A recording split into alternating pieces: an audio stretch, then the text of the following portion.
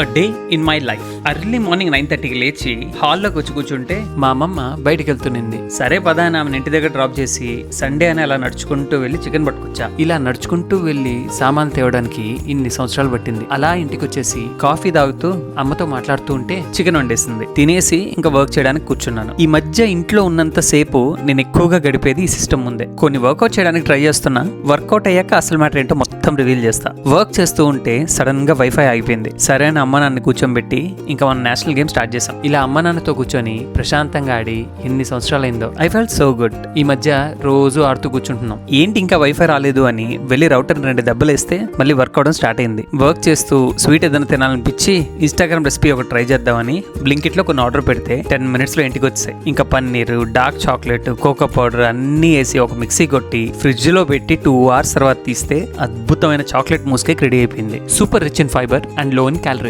Almost రోజు ఇలాగే అవుతుంది. ప్రతిసారి కూర్చొని ఏం వీడియో చేస్తామా అని ఈ రోజు ఇలా ట్రై చేశా. ఒక్కోసారి మార్నింగ్ 9:30కి లేస్తుంటే 7/G మూవీలో హీరో గుర్తొస్తున్నాడు. ఇంతవరకు ఎవరైనా వీడియో చూస్తూ ఉంటే కమెంట్ బాక్స్ లో ఒక ఎమోజీ పడేయండి. ఎంతమంది చూస్తున్నారో నాకు తెలుస్తుంది. See you all in the next one.